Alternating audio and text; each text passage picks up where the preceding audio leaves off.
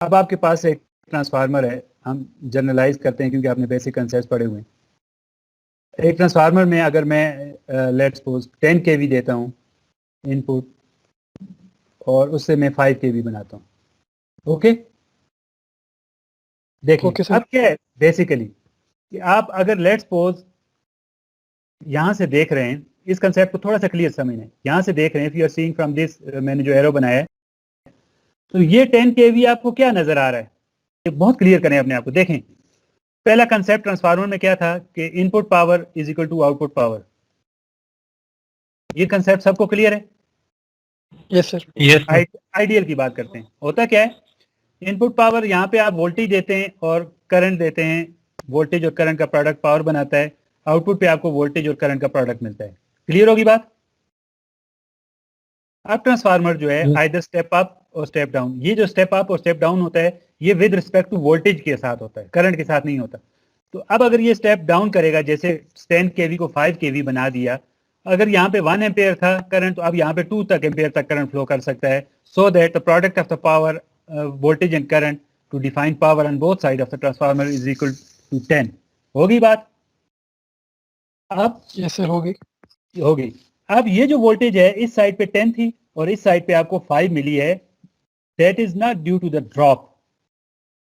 अगर तो ड्रॉप होता और तो फिर करंट 1 था तो यहाँ पे भी करंट होता, नहीं, ये ट्रांसफॉर्मेशन हुई है कि यहाँ से वोल्टेज स्टेप डाउन होके आपके पास 5 केवी पे आ गई है और करंट जो है वो स्टेप अप होके आपके पास 1 से 2 पे आ गया। तो ये ट्रांसफॉर्मेशन है। तो अब इस लफ्ज को आपको समझ आ गया कि transformer is a device that transforms voltage from one level to another level, AC voltage from one level to another level, current from one level to another level, power from one level to the same level। बात समझ आ गई? Yes sir. ये transformer का basic function है, transform. ठीक है, what is the difference between the transformer and amplifier? जी,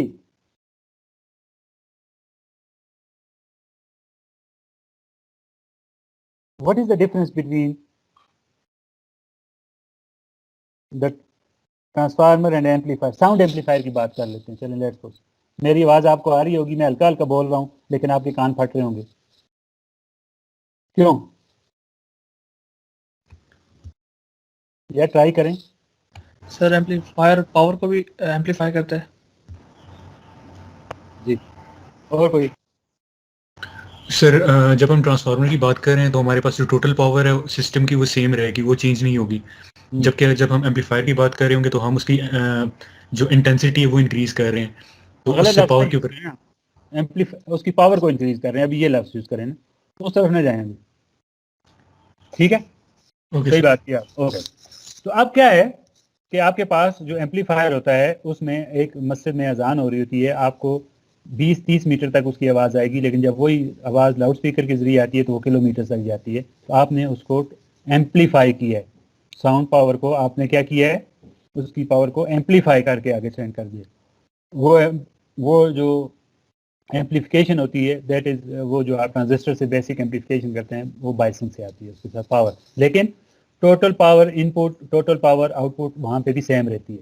वहाँ पे टोटल पावर इनपुट जो है वो 2 सोर्सेज बन जाते हैं, एक आपकी साउंड होती है और एक आपका जो डीसी सोर्स वहाँ पे अवेलेबल होता है जिसको आप यूज करते हुए उसको एम्पलीफाई करते हैं। बेसिक ट्रांजिस्टर में ये पढ़ा था आपने ना? Yes sir. ये इलेक्ट्रॉनिक्स में पढ़ा होगा आपने कि आप डीसी उसकी बाइसिंग जो करते हैं तो वो एनर्जी कहाँ से यूज करते हैं, बाइसिंग से। ये नहीं करता कि साउंड जो है वो खुद ब खुद जो एम्पलीफाई हो जाती है।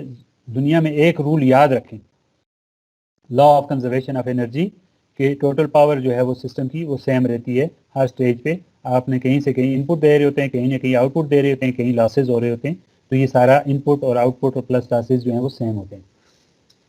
अब ट्रांसफार्मर क्या करता है, ट्रांसफार्मर पावर को ट्रांसफॉर्म करता है सिर्फ from primary side to secondary side, जबकि वोल्टेज को स्टेप अप और स्टेप डाउन या करंट को स्टेप अप या स्टेप डाउन करता है। ये आपको लफ्ज समझ आ गए, वोल्टेज और करंट कैसे ट्रांसफॉर्म होते हैं?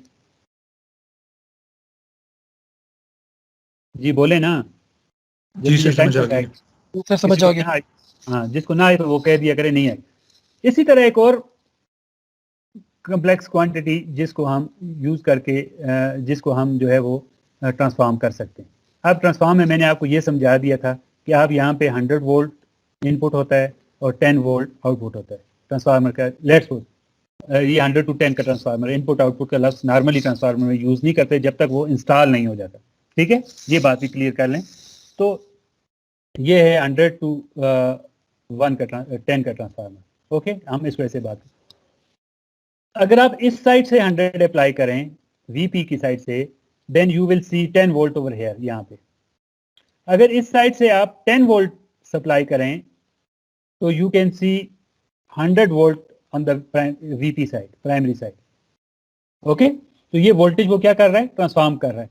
इसी तरह करंट भी है, ठीक है, और इसी तरह इम्पीडेंस भी होगी, लेकिन फार्मूला क्या होगा वो देखेंगे अभी। तो वो जो interesting property of the transformer है, since it changes voltages and current level, it changes the ratio between the voltage and current and hence the impedance of the element.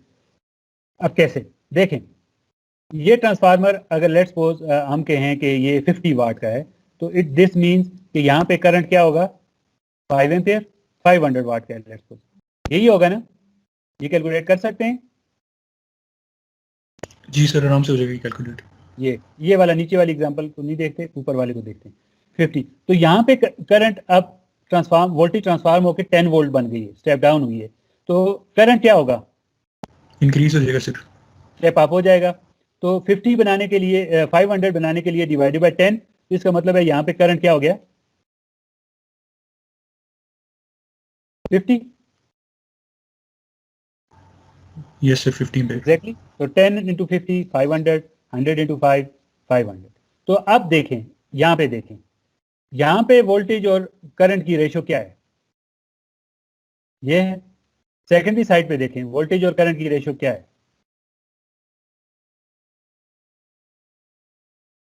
Difference आएगा कि नहीं आएगा? आएगा सर। आएगा। क्यों आएगा? ऐसे नहीं हो रहा कि एक इंक्रीज हो रहा है एक रेशो के साथ तो दूसरा भी इंक्रीज होगा तो रेशो कांस्टेंट रहेगी, नहीं, एक इंक्रीज हो रहा है दूसरा डिक्रीज हो रहा है। अब डिफरेंस आएगा। अगर आप इस इंपीडेंस को देखें ZL को, जो उसने एग्जांपल में किया है, that is VL divided by IL, 100 over 5 that is 20। और अगर आप इस इंपीडेंस को देखें तो ये क्या आएगा 0.2। चेंज हो गया कि नहीं? हो गया सर। हो गया। तो 1.2 की इंपीडेंस लोअर साइड वाली देखते हैं, यहाँ पे 1.2 की इंपीडेंस अगर लगी होगी तो प्राइमरी साइड पे वो इंपीडेंस आपको 20 की नजर आएगी। अभी मैं इसको डिराइव भी करूंगा, सिंपल अगर समझें तो।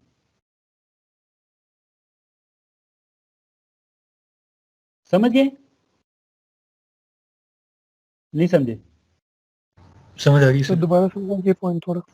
ये देखें, यहाँ पे अगर एक देखें 50 एम्पेयर है, 10 ओम है, तो V is equal to IZ से यहाँ पे क्या इंपीडेंस होनी चाहिए,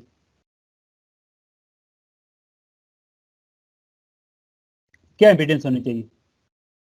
V डिवाइडेड बाय I हो जाएगा सर। ठीक है, और दैट विल बिकम 0.2। यही है ना, V 10 डिवाइडेड बाय सर 0.2 आ गई वैल्यू। 0.2 आ गया। अगर इसी रेशो के साथ करंट इस तरफ आता है, वोल्टेज इस तरफ आती है, तो यहाँ पे अगर ये फ्लो कर रहे हैं तो अब यहाँ पे रेशो क्या होगी, वोल्टेज डिवाइडेड बाय करंट 20 हो जाएगी सर। 20। तो क्या मतलब हुआ, देखें कि ये इंपीडेंस अगर यहाँ पे 0.2 की है तो यहाँ पे आपको एक इंपीडेंस मिलेगी ट्रांसफार्मर में जो 20 की होगी। ठीक है, अब इसको बैकग्राउंड में हमने ये बिल्कुल जर्नल से एक चीज सीखी, तो कैसे डिराइव करते हैं। ओके सर, ठीक। ठीक है, ZL is equal to VL divided by IL, और इसी तरह सेकेंडरी करंट अगर IS हो और सेकेंडरी वोल्टेज VS हो तो उससे जो इम्पीडेंस निकालेंगे ZL डिवाइडेड बाय IS, और प्राइमरी साइड पे जो इम्पीडेंस होगी वो Z डैश, हम उसको नाम देते हैं VP डिवाइडेड बाय IP। ठीक है, नाउ ठीक है, what is the relation of the VP and VS, primary और सेकेंडरी का वोल्टेज का रिलेशन ये आपको पता है, टर्न रेशियो जो बेसिक डिफाइन होती है VP divided by VS is equal to A, और करंट जो डिफाइन होता है IP divided by IS is equal to 1/a, ये बेसिक टर्न रेशियो है n1 divided by n2, a is equal to n1 divided by n2, ये a लिखा हुआ है, q नजर आ रहा है, तो थोड़ा सा फिर मैं कलर भी चेंज कर दूँ, वो उसके साथ मिक्सअप ना हो जाए, ये आपके पास a लिखा हुआ है। ओके, नाउ अब हम देखते हैं कि प्राइमरी का सेकेंडरी पे इम्पीडेंस थी, हमने क्या नाम दिया उसको ZL, और प्राइमरी पे नाम दिया है Z', इन दोनों का आपस में क्या रिलेशन, ये देखते हैं। तो Z' is equal to VP divided by IP, ये VP डिवाइडेड बाई IP, ये देखा आपने, VP किसके बराबर है, A इंटू VS, और IP किसके बराबर है, that is I A into I, ये गलत नहीं लिखा हुआ सर, इक्वेशन गलत है, आई वाली, ये गलत है, ये वाली ठीक है, ये IP is equal to IS over A, तो इसको आप सॉल्व करें तो आपके पास आ जाएगा A square VS divided by IS। तो व्हाट इज VS IS, क्या चीज है, वोल्टेज और करंट की रेशियो क्या डिफाइन कर रहा है, ZL डिफाइन हो रहा है सर। ठीक है जी, तो ये ZL इसकी जगह पे, तो ये आपके पास अल्टीमेट रिजल्ट आ गया। ये आपको बता रहा है कि अगर कोई इंपीडेंस ZL है तो प्राइमरी साइड पे वो Z डैश स्क्वायर के Z' रिप्रेजेंट होगी। कैसे, मैथमेटिकली अगर कोई एग्जांपल लें, अगर ये impedance let's suppose turn ratio हम डिफाइन कर लेते हैं 5, A की वैल्यू 5, तो अगर कोई इंपीडेंस सेकेंडरी साइड पे लगी हुई है 1 ओम की, तो वो प्राइमरी साइड से अगर आप देखेंगे ट्रांसफार्मर के, तो वो आपको नजर आएगी A square multiply by ZL, that is equal to 25 ohm. Okay okay sir, ये बात समझ आ गई। तो अब आपने सिर्फ ये डिफरेंस देखा कि ये A स्क्वायर है आपके पास, जबकि अगर वोल्टेज करंट, अब तीन क्वांटिटीज हैं यहाँ पे V, I और Z, और सेकेंडरी साइड पे भी तीन क्वांटिटीज हैं V, I और Z, ये A के साथ ट्रांसफॉर्म होगी VP, ये 1/A के साथ ट्रांसफॉर्म होगी, और ये A स्क्वायर के साथ ट्रांसफॉर्म होगी। ये तीनों क्वांटिटीज प्राइमरी से सेकेंडरी और सेकेंडरी से प्राइमरी पे ट्रांसफॉर्म होंगी। इसको कहते हैं इम्पीडेंस ट्रांसफॉर्मेशन। ये आपने पढ़ा होगा इलेक्ट्रिकल मशीन्स में। अब बात क्लियर हुई कि आप इम्पीडेंस वोल्टेज करंट को प्राइमरी साइड से सेकेंडरी साइड पे लेके आ सकते हैं। जस्ट आपने ये तीन जो हैं A, 1/A और A स्क्वायर आपने यूज करना है। अगर ट्रांसफर प्राइमरी पे करंट पता हो तो सेकेंडरी पे कैसे निकालते हैं, वोल्टेज और इम्पीडेंस भी। आज आपने इम्पीडेंस भी सीख लिया, ठीक है। तो इसको कहते हैं इम्पीडेंस ट्रांसफॉर्मेशन। ये एक जबरदस्त ही एक एग्जांपल है जी, जो नहीं, यहां तक बात क्लियर होगी प्रीवियस स्लाइड तक, मुझे जी बोलें। हेलो, यस सर, होगी है यहाँ तक। यहाँ तक कि आप कौन कौन सी क्वांटिटीज को ट्रांसफॉर्म कर सकते हैं, वोल्टेज, करंट और वोल्टेज, करंट, इम्पीडेंस और पावर। पावर जो है उसको भी लिख लेते हैं, उसको नहीं भूलना चाहिए। वो 1 के साथ जो है वो प्राइमरी से सेकेंडरी में ट्रांसफॉर्म होगी। दैट मीन्स जो पावर सेकेंडरी पे है वही प्राइमरी पे आएगी। ये भी लिख लेते हैं, ठीक हो गया। अब ये 3-4 क्वांटिटीज हमने डिफाइन कर ली। ये एक एग्जांपल है सिंपल। इनिशियल जो आपका सिस्टम था, पावर सिस्टम ऐसा ही था, उसमें कोई ट्रांसफार्मर नहीं था।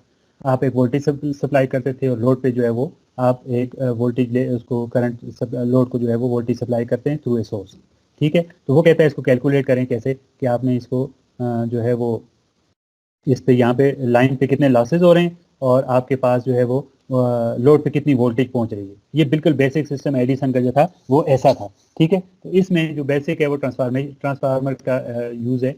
अब आप अगर वो कहता है कि इसमें जो नया सिस्टम है वो बनाएं कि आप एक वोल्टेज लें, सोर्स लें, उसको स्टेप अप करें, ट्रांसमिट करें, and then at the load end you again step down it, और उसको अपने उसके मुताबिक यूटिलाइज करें। तो वो कहता है कि इन दोनों में क्या डिफरेंस आएगा इन टर्म्स ऑफ, यहाँ पे जो ट्रांसमिशन लाइन है इसमें I स्क्वायर आर लॉसेज देखें और यहाँ पे आप जो है वो वोल्टेज देखें। ये दोनों क्वांटिटीज़ को आप कंपेयर करें तो आप देखेंगे कि ट्रांसफार्मर का जो आपने इन्वेस्टमेंट की है, कैपिटल कॉस्ट जो उसकी आपने लगाई है, उसका क्या बेनिफिट हुआ है। ये जो दो ट्रांसफार्मर आपने यूज़ की, पहला ट्रांसफार्मर इसलिए यूज़ होता है कि हाई वोल्टेज लेवल पे ट्रांसमिशन हो, और दूसरा ट्रांसफार्मर इसलिए यूज़ होता है कि रिक्वायर्ड वोल्टेज लेवल पे आप उसको वोल्टेज को लेकर आएँ। तो अगर आप ये सिंपल सर्किट को सॉल्व करें तो आप यहाँ पे लोड करंट फाइंड कर सकते हैं। आप देख सकते हैं कि जो करंट यहाँ पे फ्लो कर रहा है वही लाइन में फ्लो कर रहा है, और वही जो है वो लोड में फ्लो कर रहा है। तो सिंपल सीरीज सर्किट है कि जस्ट अप्लाई द KVL के voltage total is equal to line voltage drop plus load voltage drop. तो ये आप देख सकते हैं कि total voltage is equal to I line into Z line ये drop plus I line into Z load. तो आप आई लाइन फाइंड कर लें यहाँ से, आई लाइन फाइंड कर लिया तो दैट मीन्स कि आई लोड भी आपके पास आ गया। तो सेम करंट है दोनों। तो वी लोड फाइंड कर लें आप, V is equal to I Z. तो जेड आपको नोन है और ये आई भी आपको नोन है, तो जस्ट आप कैलकुलेट कर लें वी। तो ये आपके पास वोल्टेज आ गई 455 वोल्ट। तो इसका मतलब है यहाँ पे आप 480 वोल्ट यहाँ से स्टार्ट ले रहे हैं और just you are getting 454 volt at the load side. ठीक है, ये आप याद रखिएगा 454 वोल्ट।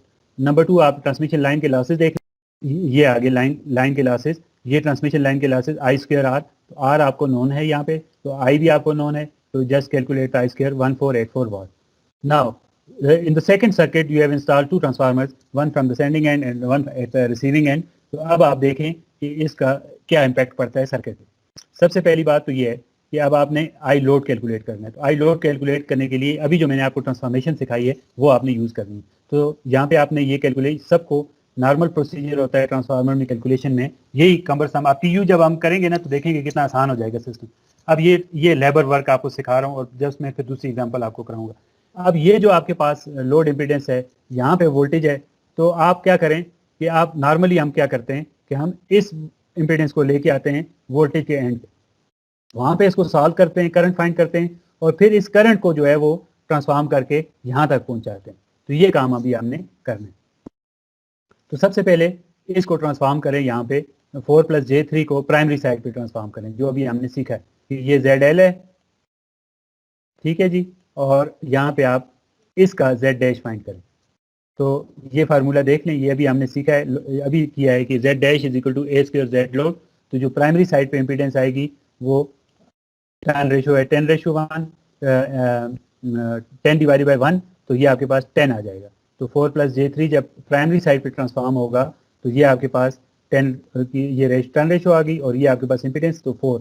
तो यहाँ से आपको जो नज़र आ रहा है, यहाँ से अगर आप देख रहे हैं ये इम्पीडेंस आपको 400 + j 300 ओम नज़र आ रही है, ट्रांसफॉर्म हो गई है प्राइमरी साइड। नाउ यहाँ पे ये सर्किट बन गया। अब यहाँ पे भी वोल्टेज नहीं है, तो यहाँ पे की सारी इम्पीडेंसेस को आप फिर एक और दफ़ा, क्योंकि ट्रांसफार्मर है तो दोबारा ट्रांसफॉर्म करें यहाँ तक लाने के लिए।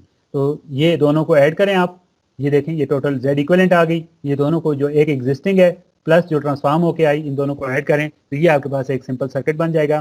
फिर उसको जो है वो आप ये देखें, ये आपके पास ये आ गया, कहाँ पे आया, फील्ड 1, ठीक है। इसको आप जो है वो अब आपका ट्रांसफॉर्म करें, ये आपके पास जो Z इक्विवेलेंट आएगी इसको आप जो है वो सॉल्व करें, ये आपके पास आती है 50 एंगल। तो अब आपके पास 4 + j3 इम्पीडेंस आ गई लोड, ठीक है। ये ट्रांसफॉर्म हुई प्राइमरी साइड पे आई, वहाँ पे लाइन की इम्पीडेंस ये थी। इन दोनों को जो इक्विवेलेंट इम्पीडेंस है वो ऐड करें तो वो आपके पास आ जाएगी, कितनी आ जाएगी,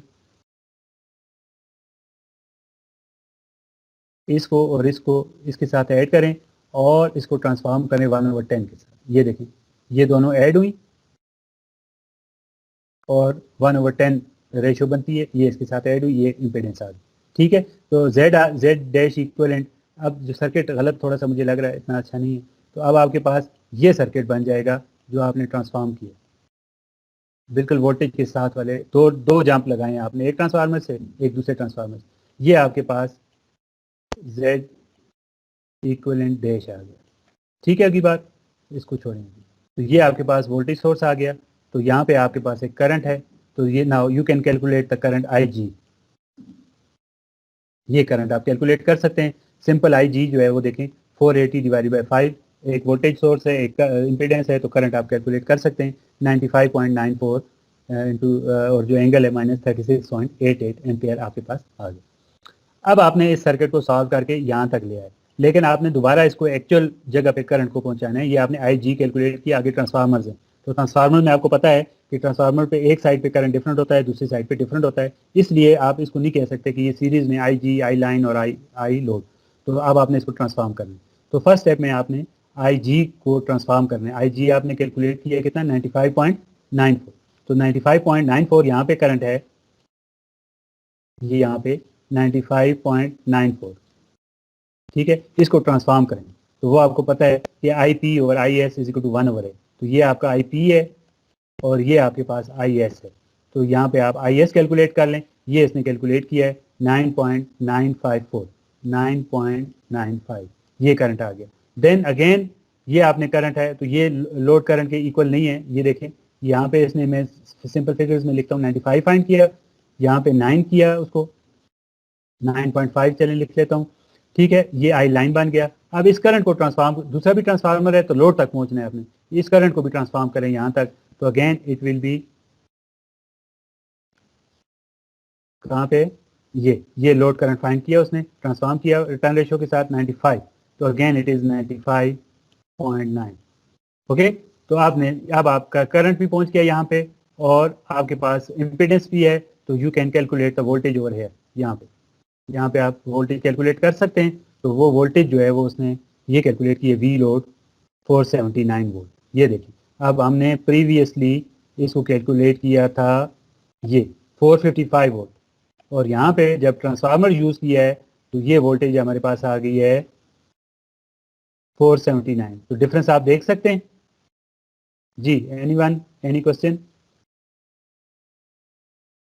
कोई कमेंट? तो ये समझ आइए एग्जाम्पल। समझ आइए? Yes sir.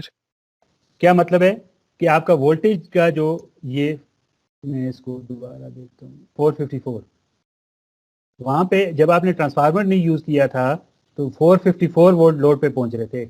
आइडियली आपकी रिक्वायरमेंट होती है जो सोर्स से वोल्टेज चलें उसी रेशियो के साथ डिजायर्ड लेवल के वोल्टेज लेवल आपको लोड पे मिले, ठीक है। तो आपका डिजायर्ड लेवल था 480 वोल्ट, तो जो आपको मिल रहे थे विदाउट ट्रांसफार्मर 450 वोल्ट, कम वोल्टेज मिल रहे थे, आपकी लाइन पे वोल्टेज ड्रॉप ज़्यादा हो रहे थे। और अब जो है वो ट्रांसफार्मर आपने लगा लिया तो वो ट्रांसफार्मर जो है वो आपका एफिशिएंट हो गया और वो जो सर्किट है, सिस्टम जो है वो एफिशिएंट हो गया और अब आपका बेहतर वोल्टेज लेवल आपको लोड पे मिल रहा है। नंबर 2, अब आप देखें कि वहाँ पे लाइन लॉसेस थे 1484 आपके यहाँ पे लाइन में लॉसेज हो रहे थे।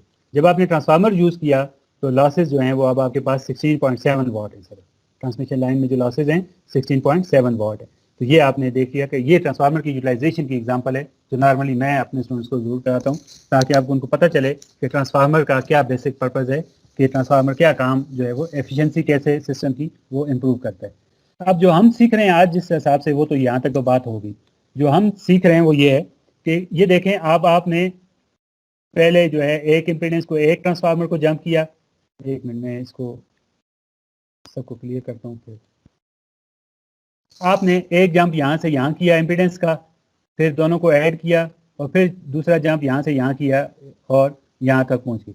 Then you calculated the current, और करंट को कैलकुलेट करके आपने थर्ड जंप यहाँ से यहाँ लिया और फिर फोर्थ जंप यहाँ से यहाँ लिया, तब आपने यहाँ वोल्ट। तो ये जब ट्रांसफार्मर होता है तो नॉर्मल आप कैलकुलेशन करें तो ये बहुत मुश्किल हो जाती है, ये कैलकुलेशन क्या होती है, बहुत मुश्किल हो जाती है। तो इस मुश्किल कैलकुलेशन को आसान करने के लिए जो आपके पास तरीका है वो है, वो आपके पास जो तरीका है वो है पर यूनिट में। यहाँ तक बात सबको क्लियर होगी? Yes sir. ठीक है, ये वही एग्जांपल, उसी तरह की एक एग्जांपल है, देख लें, बिल्कुल वही है, वैल्यूज डिफरेंट है लेकिन एग्जांपल उसी तरह की है। तो वो कहता है कि इस एग्जांपल को आप पर यूनिट के साथ इसको कैलकुलेट करें और इसका जो है पर यूनिट सर्किट ड्रॉ करें, तब आपको जो है वो क्या, आपको आसानी मिलेगी। ओके, तो सबसे पहले तो ये है कि find the base voltage, current, impedance, apparent power at every point. तो अब कैसे आप प्रोसीड करते हैं इन द सर्किट, आप कैसे जो है वो कैलकुलेट करते हैं चीज़ों को, तो वो देखते हैं। सबसे पहले नंबर 1 आप ये देखें, अब आपके पास ये एक सर्किट है और जिसमें आपने वो कह रहा है, इन कह रहे हैं, मैं दोबारा ये सर्किट है, उसी तरह का सर्किट है जो अभी हमने किया है। तो अभी हम पहले हमने सीखा कि ट्रांसफार्मर का बेसिक पर्पस क्या है, कि हमने देखा कि आपका लोड साइड पे वोल्टेज इंप्रूव होता है और लाइन लॉसेज कम होते हैं, और यही हमने बेसिक पढ़ा था कि क्यों हम डीसी से एसी सिस्टम पे गए थे। अब हम जब एसी में आ गए तो जब कैलकुलेशन की बारी आई तो उसमें हमने एक और प्रॉब्लम देखा कि इसकी कैलकुलेशन बहुत मुश्किल है, कि आपको हर दफ़ा टर्न रेशियो यूज़ करते हुए आपने जंप करना है, ट्रांसफॉर्म करना है वोल्टेजेस, करंट, इम्पीडेंसेस को, ये तीनों हमने देखी।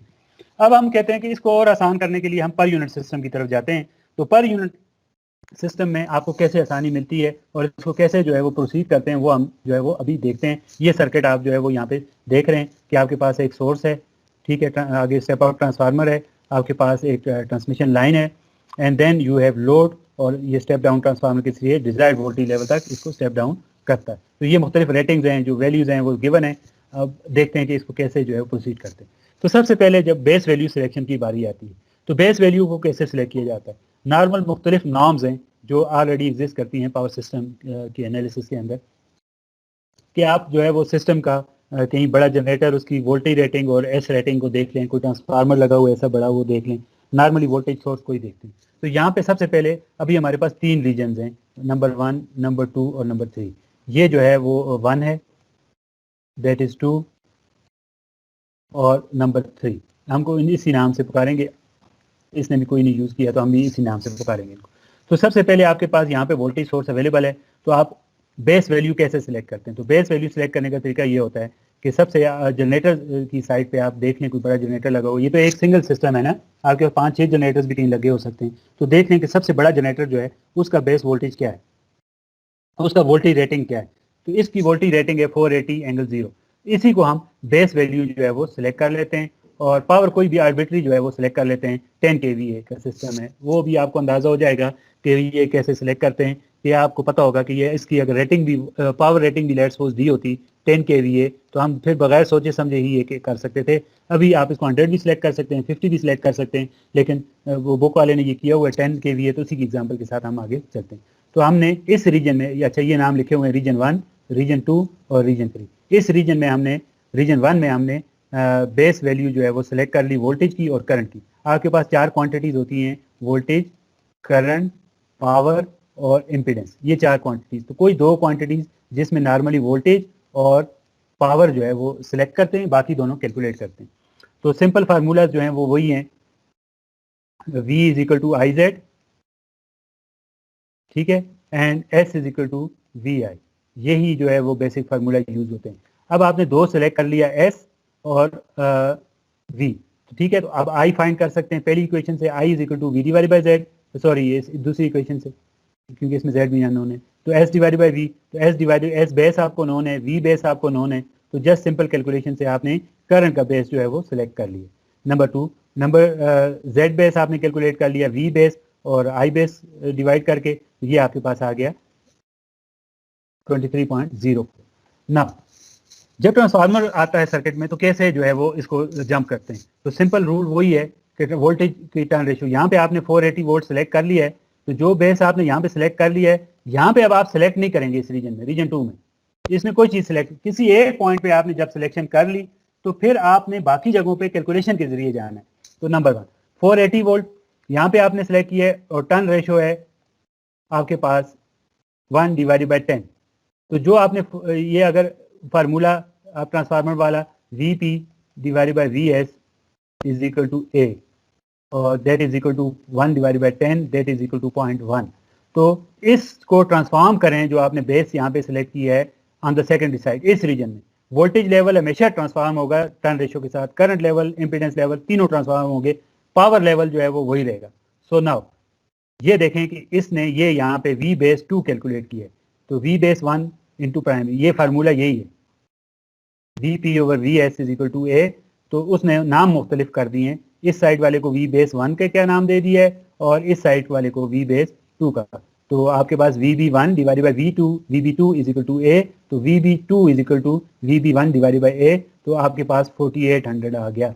तो यहाँ पे आपने 480 सेलेक्ट किया, तो ये कैलकुलेट होके आपके पास सेकंड फेज उसमें रीजन में आपके पास 4800 बेस वोल्टेज आ गई, ठीक है जी। और पावर बेस सिंपल लिखेंगे आप, एस बेस वो वही 10 kVA, क्योंकि पावर जो ट्रांसफार्म होती है वो टर्न रेशियो 1, जो 1 के फैक्टर के साथ मतलब सेम रहती है पावर। तो ये आपने सेकंड साइड पे भी आपने बेस वोल्टेज सेलेक्ट कर ली, बल्कि कैलकुलेट कर ली, सिलेक्ट का लफ्ज़ नहीं यूज़ करेंगे। ये देखें एस बेस जो है वो वही रहेगा, ठीक है, और वी बेस जो है वो मैं यहाँ लिख लेता हूँ 4800 वोल्ट, ये आपने कैलकुलेट किया। तो उसी के बाद आप दोबारा आई बेस और जेड बेस जो है वो कैलकुलेट कर लें। इसी तरह जब आपने यहाँ पे 4800 कर लिया तो फिर आगे ट्रांसफार्मर आ गया, तो इसकी टर्न रेशियो है 20 divided by 1 is equal to 20, ठीक है। तो VP over VS is equal to 20।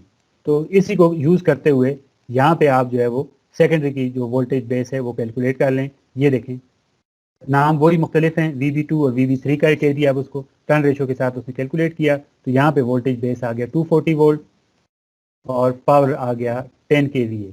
यहाँ पे 4800 और 10 kVA, यहाँ पे 480 वोल्ट और 10 kVA।